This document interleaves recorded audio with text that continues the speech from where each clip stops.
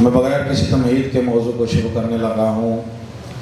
خالق نے قرآن مجید فرقان حمید کے اندر کچھ حروف ایسے رکھے ہیں کہ جنہیں حروف مقطعات کہا جاتا ہے، جس طرح کہ الف لام میم، طٰ یاسین، اسی طرح قاف ہا یا عین صاد، نون قاف۔ ٹھیک ہے، یہ تقریباً تکرار کے بغیر اگر ان حروف کو گنا جائے قرآن کے اندر تو کل 14 حروف ہیں۔ کتنے حروف ہیں؟ 14۔ لیکن حقیقت میں یہ 14 حروف ہیں۔ جملہ میں دینے لگا ہوں، اذہان آپ کے بیدار دیکھتا ہوں کتنے کے ہیں۔ پتہ ہے بزرگان کو میری طبیعت ابھی جو ہے بھائی ناساز ہے، لیکن کیونکہ میرے ذمے ایک کام لگا تھا مولا کا ذکر کرنا، اس لیے حاضر ہو گیا، کیونکہ یہ در ہی وہ ہے کہ جس در سے شفا بھی یہیں سے ہے، دعا بھی یہیں سے ہے۔ حروف مقطعات ایسے حروف ہیں کہ جن کا نہ انکار کیا جا سکتا ہے اور نہ ہی یہ سمجھ میں آتے ہیں۔ جس طرح حروف مقطعات کا نہ انکار کیا جا سکتا ہے، نہ ہی یہ حروف سمجھ میں آتے ہیں، اسی طرح نہ ہی میرے مولا حسین ابن علی کے فضائل کا انکار کیا جا سکتا ہے، اور نہ ہی یہ میرا مولا سمجھ میں آنے والی بات ہے۔ یہ مخلوقات کے اذہان سے بالاتر ہے۔ ان کے فضائل ایسے ہیں، انسان سوچنا شروع کر دے انسان کی سوچ میں آنے والے نہیں ہیں۔ نہ حروف مقطعات کی سمجھ آتی ہے، نہ ہی حسین کے فضائل کی سمجھ آتی ہے۔ ایسے ایسے عجیب فضائل ہیں کہ دنیا دھنگ رہ جاتی ہے کہ آیا یہ فضائل بھی حسین ابن علی میں ہے؟ سنیں میرے دوست، نہ حسین کے فضائل سمجھ میں آتے ہیں، نہ حسین کے فضائل کا انکار کیا جا سکتا ہے۔ صلوات پڑھنے سارے حضرات مل کے، چلو بیٹھ جائیں۔ نہ ہی حسین کے فضائل سمجھ میں آتے ہیں، نہ ہی ان کا انکار کیا جا سکتا ہے۔ یاد رکھیں، کون ہے حسین؟ ایک عالم دین ہے، بڑے بزرگ۔ اللہ قرآن میں کیا ارشاد فرماتا ہے، جو میں نے آیت آپ کے سامنے تلاوت کی ہے، الف لام میم ذالک الکتاب لا ریب فیہ، کہ یہ وہ کتاب ہے کہ جس میں کسی قسم کا کوئی شک ہی نہیں ہے۔ ایک بہت بزرگ عالم دین ہیں، انہوں نے اپنی ایک کتاب لکھی ہے۔ انہوں نے کتاب کا جو عنوان رکھا ہے، خدا کی قسم عنوان سنتے ہی دل کو سرور آ جاتا ہے۔ وہ بندے خدا نے کتاب کا نام لکھا ہے، وہ دیکھ کہتے ہیں میری کتاب کا نام ہے الف لام میم ذالک الحسین لا ریب فیہ۔ یہ حسین وہ ہے کہ جس میں کسی قسم کا کوئی شک ہی نہیں ہے۔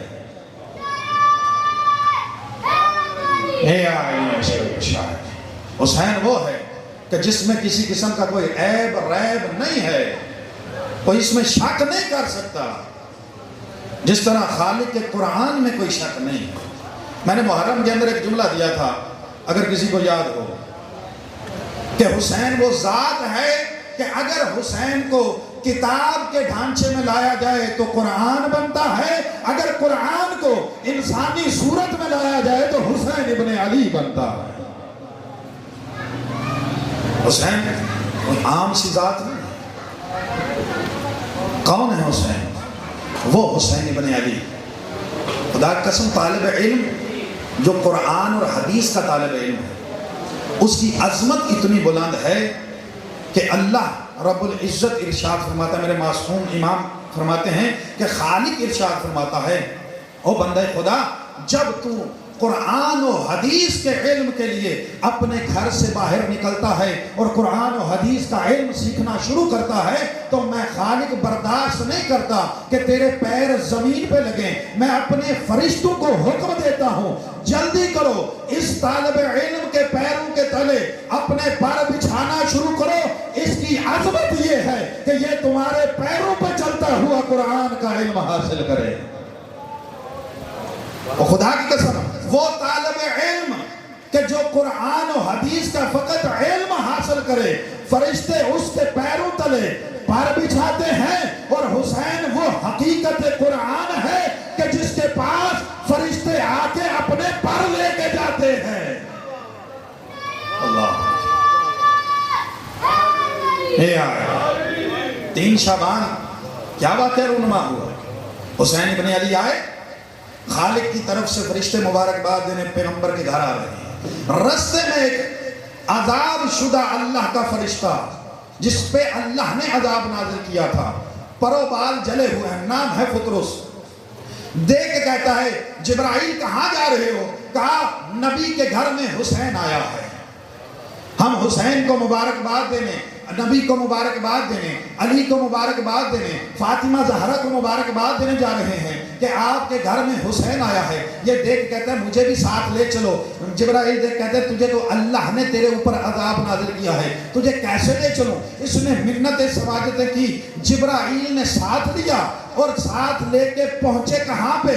فاطمہ کی دہلیز پہ، اور آ کے فاطمہ کی دہلیز پہ سلام عرض کیا، اے فاطمہ زہرا، خالق اکبر کا بھی آپ پہ سلام ہو، مجھ گناہگار کا بھی آپ پہ سلام ہو۔ اور فاطمہ زہرا یاد رکھیے یہ ایک اللہ کا گناہگار بندہ بھی ساتھ لے کے آیا ہوں۔ بی بی نے کہا لے آؤ اندر، میرے حسین کے پاس لے آؤ۔ خدا کی قسم دنیا دنگ ہے، حسین نے نہ فطرس کو ہاتھ لگایا ہے، نہ ہی حسین نے فطرس کو دم کیا ہے۔ فطرس کو کیا کیا ہے؟ فقط فطرس نے اپنے آپ کو حسین کے جھولے سے بچ دیا ہے، تو فطرس کو پرے بال جو دیے ہیں وہ حسین نے نہیں، حسین کے جھولے نے دیے ہیں۔ جس کے جھولے میں اتنی طاقت ہو کہ فرشتوں کو پرے بال دے دے، اس حسین کا مقام کیا ہوگا؟ اے علی مشکل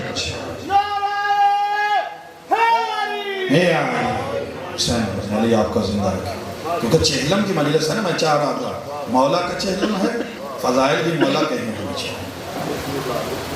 اور مسائل بھی پھر چہلم کے حوالے سے چند جملے ذکر کروں گا۔ فطرس فقط جھولے حسین سے مس ہوا ہے، اور دیکھیں طالب علم کا مقام خالق نے کتنا بیان فرمایا، جو قرآن کا علم حاصل کر رہا ہے اس کے پیروں تلے پر بچھاؤ۔ اور سنیں یہ طالب علم کون ہے؟ یہ جس سے تعلیم حاصل کرتا ہے نا اسے استاد کہتے ہیں۔ اسے کیا کہتے ہیں؟ استاد۔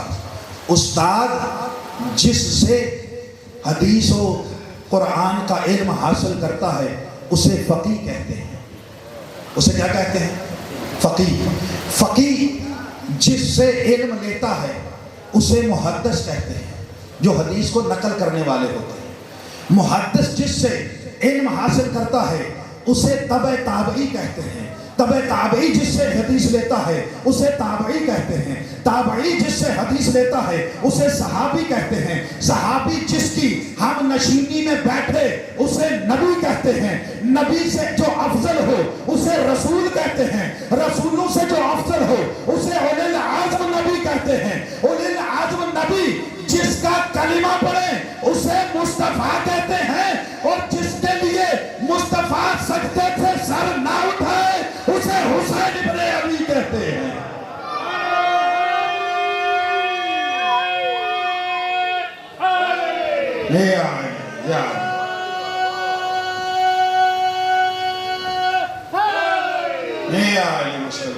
صدا جی میں جملے کو بدلوں، خدا کی قسم جس سے یہ علم حاصل کرتے ہوئے اوپر جاتے ہیں نا اسے رسول کہتے ہیں۔ پھر کہا رسولوں سے جو افضل ہے اسے اولی العزم نبی کہتے ہیں۔ اولی العزم نبی جس کا کلمہ پڑھے اسے مصطفیٰ کہتے ہیں، اور مصطفیٰ جس کی سواری بن کے گلیوں میں چکر لگائیں اسے حسین ابن علی کہتے ہیں۔ مدینے میں مصطفیٰ چکر لگا رہے ہیں، ایک بندہ آگے بڑھا، آگے کہتا ہے یا رسول اللہ کتنی پیاری سواری ہے۔ اللہ کے رسول نے دیکھ کے کہا او بندہ خدا یاد رکھ، یہ نہ کہے کہ سواری کتنی بہترین ہے، یہ دیکھ کے سوار کتنے اچھے ہیں۔ تو حسین کے بغض میں آ کے کہہ رہا ہے سواری کتنی اچھی ہے؟ نہ دیکھ سوار کتنے اچھے ہیں۔ آج کوئی یہ نہ کہے کہ لوگوں کے پاس بہترین سواریاں ہیں اور میرے نواسوں کے پاس سب سے بہترین سواری نہیں، میں خود سواری بنوں گا حسن و حسین۔ حسین ابن علی کوئی عام سی ذات نہیں میرے دوستو، مقام حسین کو پہچانو۔ اور ایک اور جملہ دوں، پھر چند جملے چہلوں کی زیارت کے حوالے سے۔ ایک اور جملہ لو، کون ہے حسین؟ خدا را مولا حسین کو پہچانو۔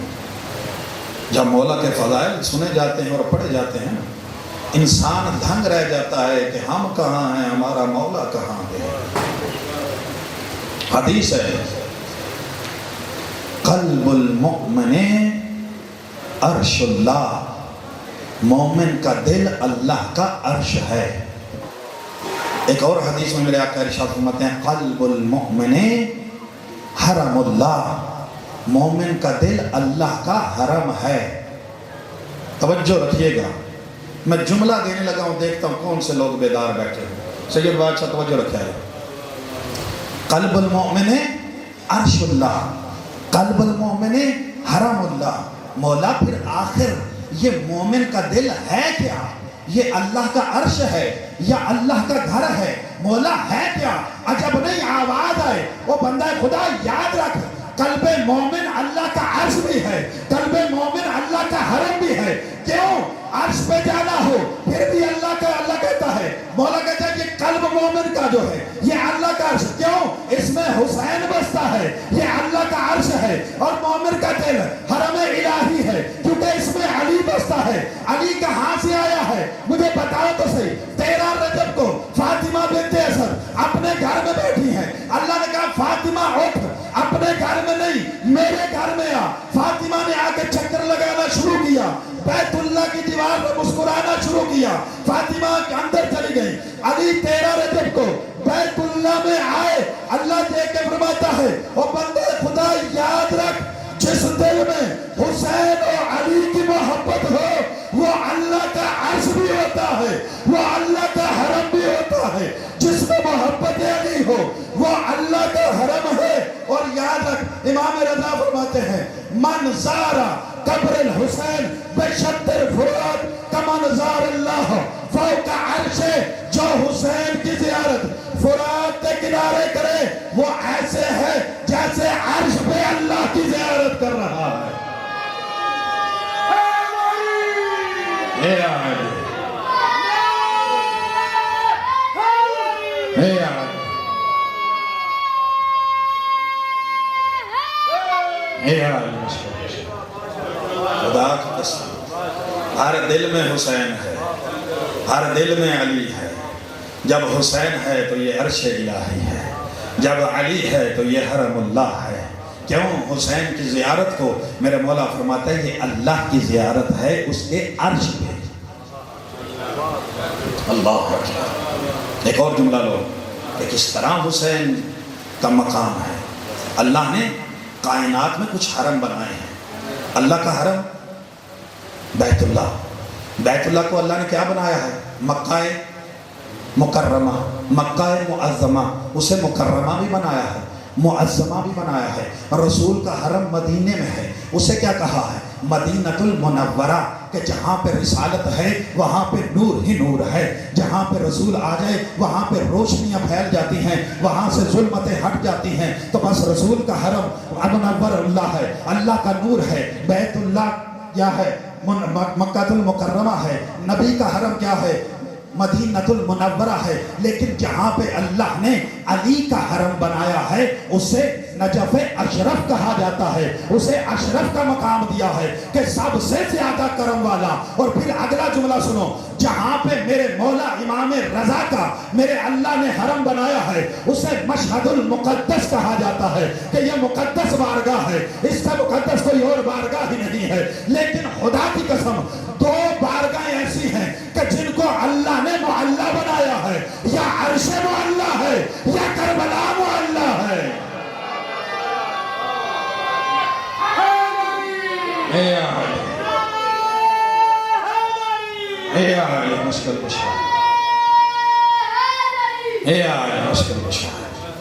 خدا کی قسم یہ عظمت حسین بن علی ہے کہ اللہ نے مصطفیٰ کے حرم کو اپنا عرش معلیٰ نہیں بنایا، اللہ نے علی کے حرم کو معلیٰ نہیں بنایا، اللہ نے زین العابدین کے حرم کو معلیٰ نہیں بنایا، اللہ نے موسیٰ کاظم کے حرم کو معلیٰ نہیں بنایا، اللہ نے حسن عسکری کے حرم کو معلیٰ نہیں بنایا۔ اللہ نے اگر معلیٰ بنایا ہے تو حسین کی سرزمین کربلا کو معلیٰ بنایا ہے کہ جو بھی کربلا جائے خدا کی قسم اس کی عظمت کو پہچانے۔ میرے مولا ارشاد فرماتے ہیں کہ کربلا میں جو جاتا ہے اس کی عظمت دیکھو کتنی عظمت ہے۔ جب بندہ ارادہ کرتا ہے نا گھر سے کہ میں زواری حسین پہ جا رہا ہوں، اس کا یہ ارادہ کرنا خالق فرشتوں کو حکم دیتا ہے، جلدی کر، اس نے میرے حسین کی زواری کا ارادہ کیا ہے، وہ فرشتوں اس کے پیروں تلے پر بچھانا شروع کرو، یہ تمہارے پروں پہ چلتا ہوا میرے حسین کی زیارت پہ آئے۔ اور صرف اتنا ہی نہیں ہے، یہ فرشتے یہاں سے ساتھ چلتے ہیں، چلتے جاتے ہیں۔ صادق آل محمد فرماتے ہیں جب یہ زوار حسین کی زری پہ پہنچتا ہے، یہ فرشتے ساتھ ساتھ حسین کی زری کا طواف کرتے ہیں، اس کے لیے استغفار کرتے جاتے ہیں۔ یہ زوار زیارت کربلا کر کے وہاں سے واپس چلتا ہے، یہ فرشتے وہاں سے ساتھ ساتھ چلتے ہیں۔ جب یہ گھر پہنچتا ہے فرشتے اسے گھر تک پہنچاتے ہیں۔ جب یہ بندہ خدا اس کی روح قبض ہو جاتی ہے، یہ فرشتے کو حکم ہوتا ہے جلدی کرو، یہ میرے حسین کا زوار تھا، اس کی تشییع جنازہ کے لیے چلے جاؤ۔ وہ فرشتے اس کی تشییع جنازہ کے لیے آ جاتے ہیں، پھر انہیں حکم ہوتا ہے جلدی کرو، جب تک اسے دفنایا نہ جائے تم نے وہاں سے حرکت نہیں کرنی، جب تک اسے دفن کیا جائے تم اس کے لیے استغفار کرتے رہو۔ مولا جب دفن ہو جائے تو ان کی ڈیوٹی ختم، مولا دے کے فرماتے ہیں نہیں، جب تک یہ بندہ قبر میں ہے قیامت تک قبر سے نہیں اٹھے گا، جب تک یہ قبر سے نہیں اٹھے گا، یہ اللہ کے 70,000 فرشتے اس کی قبر پہ کھڑے ہوں گے، اس کے لیے ہمیشہ استغفار کرتے رہیں گے۔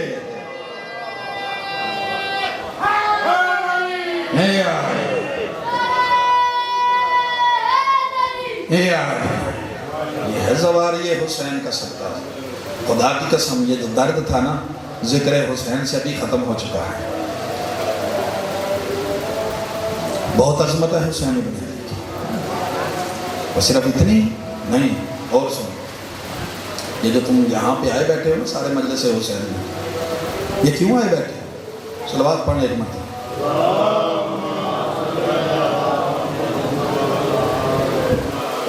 2 منٹ کے لیے اللہم صلی یہ زواری حسین کا صدقہ ہے۔ خدا کی قسم زواری حسین بڑی عظمت کی حامل ہے۔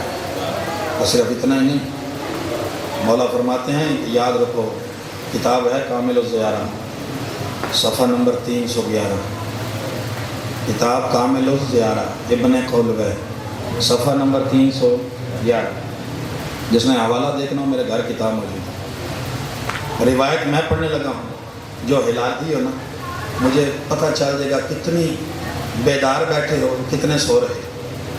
یہ جو تم آئے بیٹھے ہو نا اس مقام پہ، یہ اپنی عظمت کو سلام کیا کرو، یہ تمہاری ماؤں کی شرافت کا نتیجہ ہے، یہ تمہارے خونوں کی طہارت کا نتیجہ ہے کہ ذکر حسین میں آئے بیٹھے۔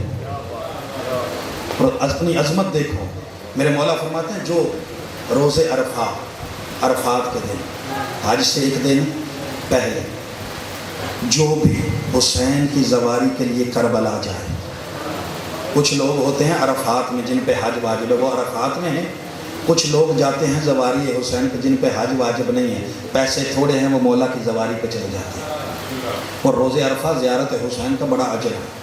مولا فرماتے ہیں صادق آل محمد دیکھو جب روز عرفہ کو لوگ عرفات میں جمع ہوتے ہیں، وہ خدا کا حرم ہے یا نہیں ہے نا، اس کی عظمت زیادہ ہونی چاہیے، لیکن خدا کی قسم مولا فرماتے ہیں اللہ رحمت کی نگاہ سب سے پہلے حسین کے زواروں پہ کرتا ہے، اس کے بعد عرفات میں جو لوگ ہیں ان پہ کرتا ہے۔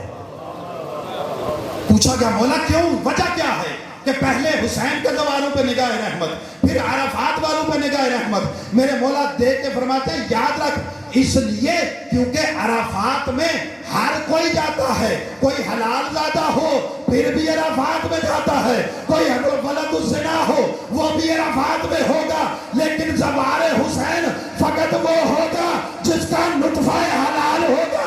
اللہ پہلے حلالیوں پہ رحمت کی نگاہ کرتا ہے، اس کے بعد عرفات والوں پہ رحمت کی نگاہ۔ اللہ اللہ اللہ خدا کی قسم، عظمت پہچانو اپنی، تمہاری عظمت کمال کی عظمت ہے۔ جو زوار بیٹھے ہو مالک ان کو دوبارہ زواری پہ لے جائے، جو آج تک نہیں جا سکے، میرے سمیت میں بھی پہلے جا چکا ہوں، لیکن مولا پھر آئندہ سال ہمیں 40 پہ کربلا لے جائے۔ یہ دعا ہمیشہ کیا کرو، مولا ہمیں کربلا لے جائے۔ آخری روایت اور ذکر مصیبت بھائی کو مل کر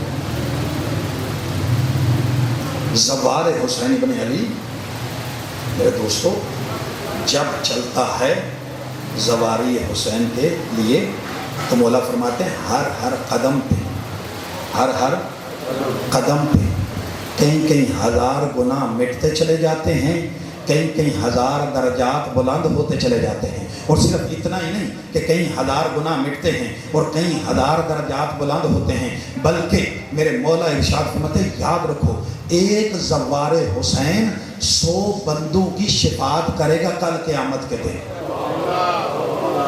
جو لوگ کہتے ہیں کہ حسین شفاعت نہیں کر سکتا، آل محمد شفاعت نہیں کر سکتے، وہ بدبختو جو ان کا ظاہر ہے وہ ایک بندہ 100 بندے کی شفاعت کر رہے، اور 100 بندہ عام نہیں، میرے مولا فرماتے ہیں ہر وہ بندہ کہ جس پہ عذاب الہی واجب ہو چکا ہے، ان 100 بندوں کی یہ ایک ظاہر تو مولا کی بارگاہ میں شفاعت کرے گا، اللہ اس کی شفاعت کو قبول کرے گا۔ تو مجھے کہنے دو جب ایک ظاہر 100 گناہگار کہ جن پہ عذاب واجب ہو ان کی شفاعت کر لے گا، تو وہ حسین ابن علی اپنے چاہنے والے گناہگاروں کی شفاعت کیوں نہ کرے گا؟ خدا کی قسم وہ شفاعت کریں گے۔ بس جتنی ان کی عظمت بلند ہے اتنے مصائب بھی زیادہ ہیں۔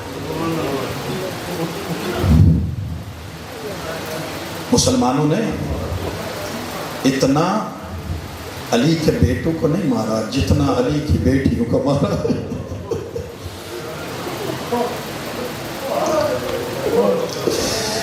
آج تک دنیا دنگ ہے۔ خدا کی قسم یہ 3.5 سال کی بچی کا کیا قصور تھا؟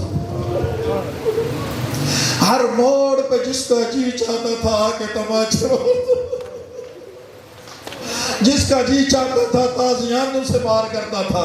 خدا کی قسم 1-2 جملہ صرف پڑھنا ہے، میں نے زیادہ نہیں پڑھنا۔ جب سکینہ زندان شام میں سو رہی تھی نا، سوتے ہوئے بابا کو خواب میں دیکھا، روتے ہوئے بی بی اٹھی، اتنا رونا شروع کیا کہ یزید ملعون کی آنکھ کھلی، دیکھ کے کہتا ہے کون ہے جو اس پہر میں رو رہا ہے؟ کہا حسین کی 3.5 سال کی بچی ہے جو رو رہی ہے۔ کہا کیا چاہتی ہے؟ اسے کھانا تو چپ ہو دے۔ کہا کھانا نہیں مانگتی، بابا کو مانگ رہی ہے۔ کہا جلدی کرو، حسین کی بیٹی کو حسین کا سر پیش کرو۔ اس بدبخت نے تشت میں مولا حسین کا سر رکھا، اس کے اوپر کپڑا دیا، لے کے چلا۔ اندھیرا تھا زندان کے اندر، دور سے آتا ہوا تشت سکینہ نے دیکھا، دیکھ کے کہا او ظالم مجھے کھانا نہیں چاہیے، اور مجھے کھانا نہیں چاہیے، مجھے بابا سے ملا دو۔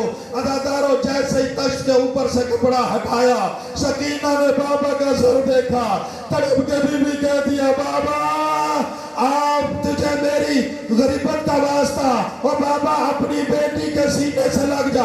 روایت کہتی ہے حسین کے سر نے تشت سے پرواز کرنا شروع کیا، سکینہ کے ہاتھوں پہ آیا۔ ایک عالم دین کے جملے ہیں، وہ کہتے ہیں سکینہ نے جیسے بابا کا سر لیا نا ہاتھوں پہ، آہستہ سے بی بی نے لیٹنا شروع کیا، زمین پہ لیٹ کے حسین کے سر کو اپنے سینے پہ رکھا، سینے پہ رکھ کے کہتی ہے بابا آج تک سکینہ تیرے سینے پہ سوتی رہی، بابا آج تو اپنی بیٹی کے سینے پہ سو جا۔ اجرکم من اللہ۔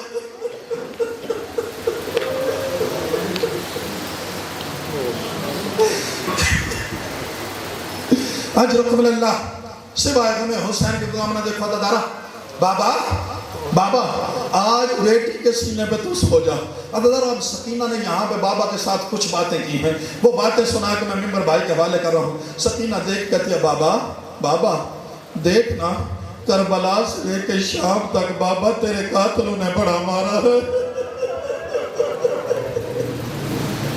بابا تیری بیٹی کے رخسار نیلے ہو گئے بابا دیکھ میرے بال سفید ہو گئے بابا میری کمر جھک گئی ہر کوئی کہتے ہیں سکینہ تو دادی زہرا جیسی لگ رہی ہے او بابا مجھے کربلا سے شام تک ظالم تماچے مارتا رہا بابا میرے رخسار نیلے ہو بابا مجھے یہ بتا وہ ظالم نے تیری ماں پہ کون سا ظلم کیا تھا کہ تیری ماں کے رخسار بھی نیلے اجرکم اللہ ماشاءاللہ یہی حق ہے آل محمد کی عظمت پہ گریہ کرنے کا آل محمد کی مصیبت پہ گریہ کرنے کا یہی حق ہے جتنا ہو سکتا ہے گریہ کرو اللہ جانے آئندہ سال ہم میں سے کوئی چہل منانے کے لیے ہوگا یا نہیں ہوگا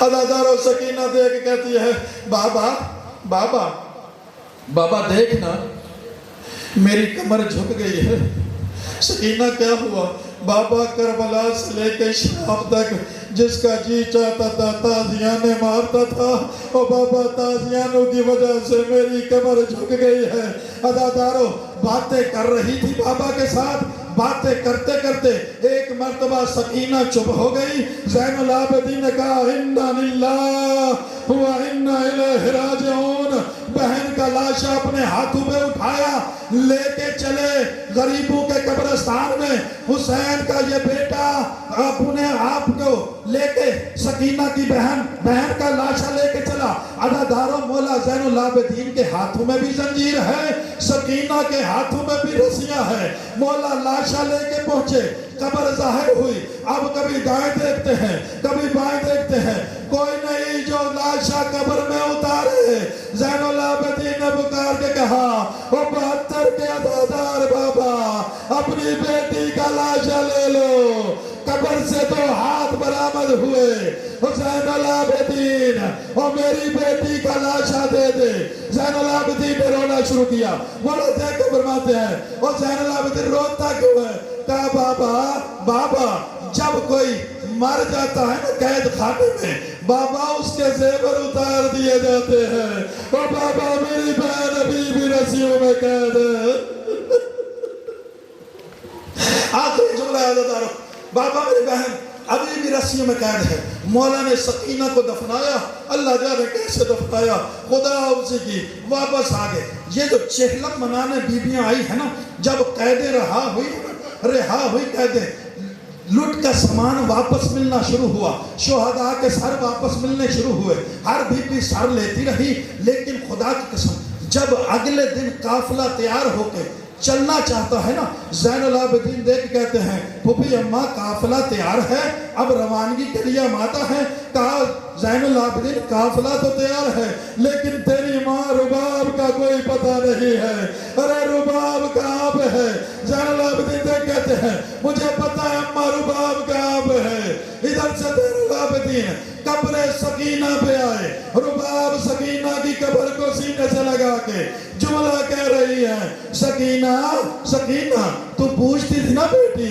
اماں وطن پہ کب جائے گے سکینہ اٹھ بیٹی ہم وطن پہ جا رہے ہیں اور سکینہ ہمارے ساتھ وطن پہ چل اللہ لعنت اللہ اللہ قوم الظالمین وسیعلم الذین ای منقلبین ینقلبون